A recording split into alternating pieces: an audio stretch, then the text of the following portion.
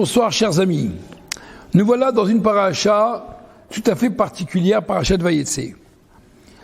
La question qu'on peut toujours se poser, comment faire face aux mauvaises pensées, aux conflits, aux problèmes que nous pouvons avoir dans notre esprit, dans notre pensée, face à ce que les gens peuvent penser sur vous, les gens qui vous veulent du mal, ou vous peut-être vous voulez du mal de quelqu'un. Comment faire face à cela?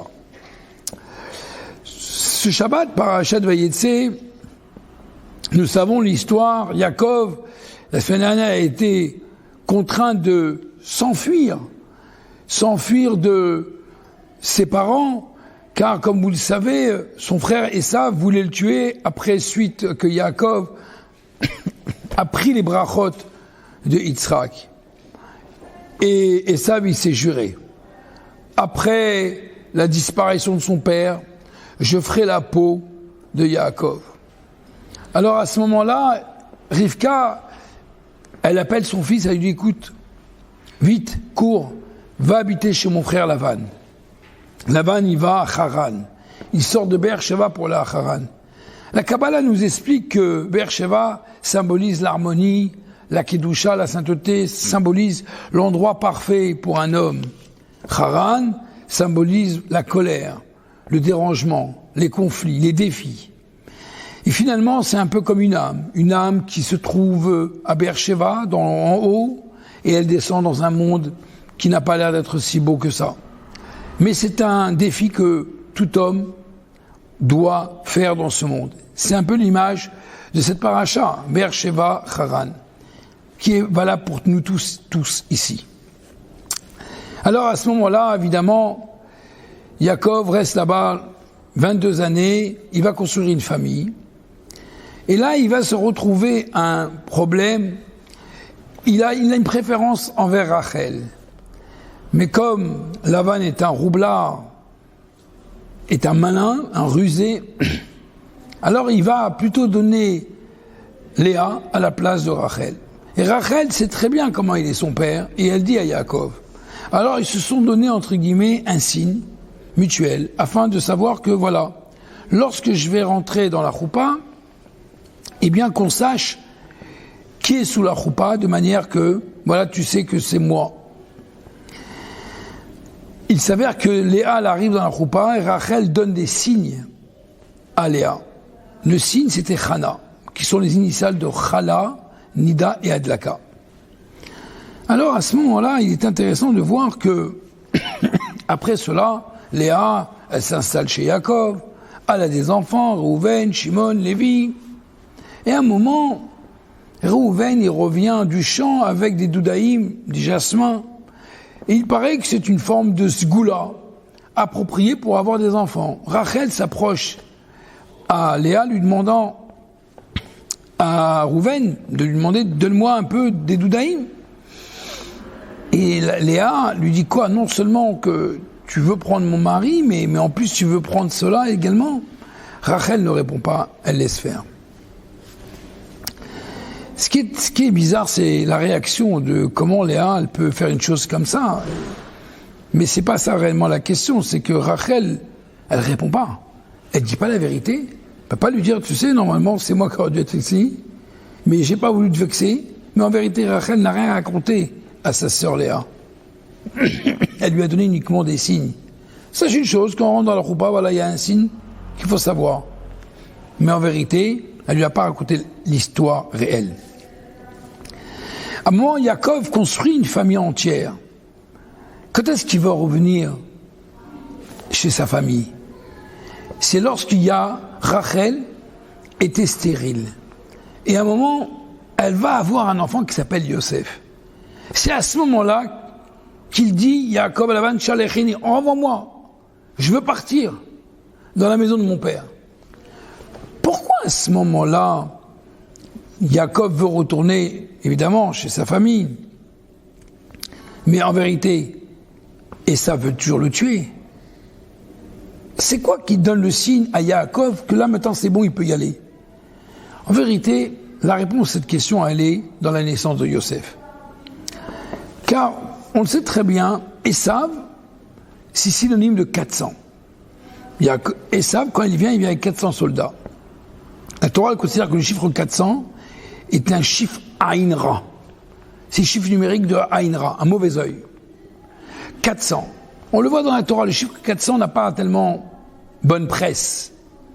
On voit que lorsque Abraham Avinu, Dieu il va dire, Abraham Avinu va annoncer l'esclavagisme, la souffrance du Ham Israël, il va lui dire 400 ans. Ok, ils ont fait 210 ans à la fin, mais c'est 400 ans au début. Abraham Avinu, quand il va acheter le terrain chez Ephron, avec un numéro, quelqu'un qui était vraiment au début, soi-disant, il devait le donner gratuitement, et finalement il a payé 100 fois plus, Ephron, 400 shekels. La notion de 400 était synonyme de négatif. Il est intéressant de voir, et Esav c'est ça. Esav c'est Aïn Ra, le mauvais œil. Qui est face à lui? Yosef. Yosef ben Porat, allez Aïn. Yosef c'est le bon œil. Yosef, c'est comme Rachel. Pourquoi Rachel n'a pas repris sa sœur pour dire écoute, allô, c'est moi qui t'ai donné ma place. J'aurais pu, si je veux, te mettre de côté, je serais venu moi et c'est terminé. Parce que Rachel considère qu'il n'y a rien, que personne ne prend à personne quelque chose. Ce qui doit revenir à nous-mêmes, reviendra à nous-mêmes.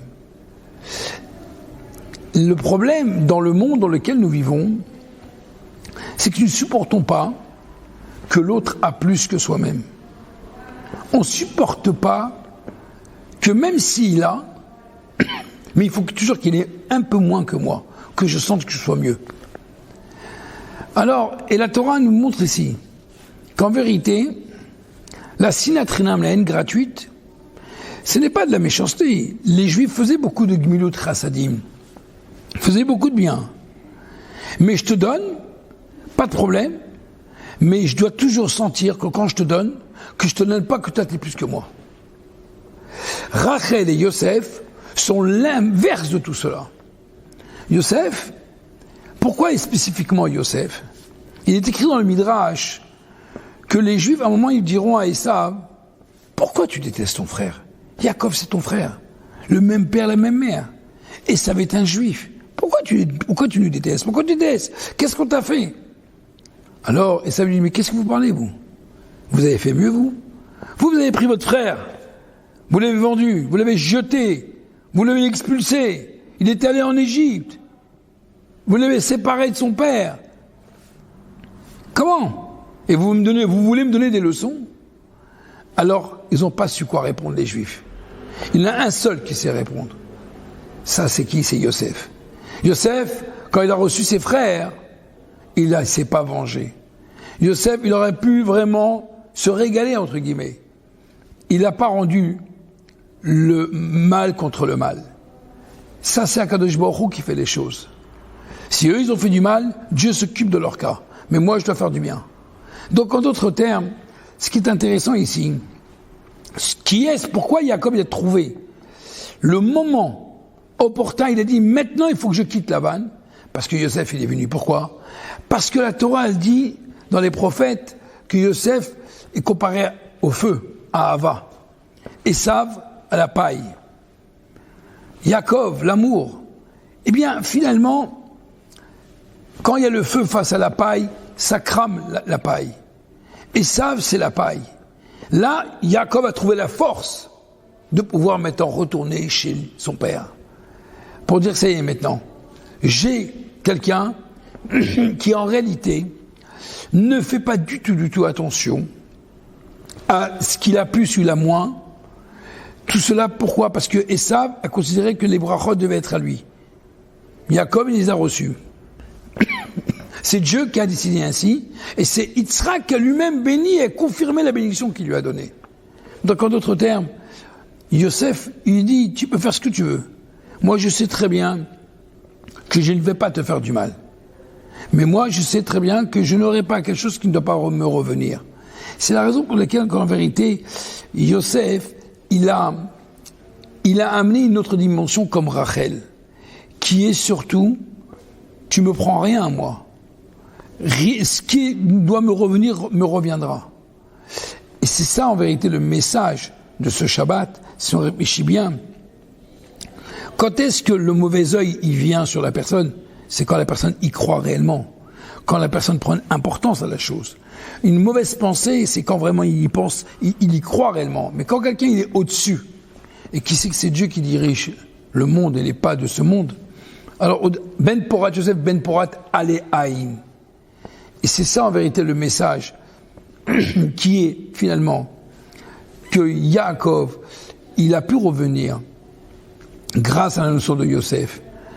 Quand on sait très bien que Moshe Rabbeinu, quand il était confronté à la sortie d'Égypte, après la sortie d'Égypte, eh bien finalement, traversé la mer, il a rencontré Amalek. Moshe Rabbeinu n'a pas combattu Amalek. Moshe Rabbeinu, lui, n'avait pas de force pour combattre Amalek. Qui a la force de combattre Amalek? Yoshua, qui est un descendant de Rachel. Pourquoi? Parce que Rachel représente le Aïn Tova, Mevorach. Et Esav représente Aïn Ra, 400.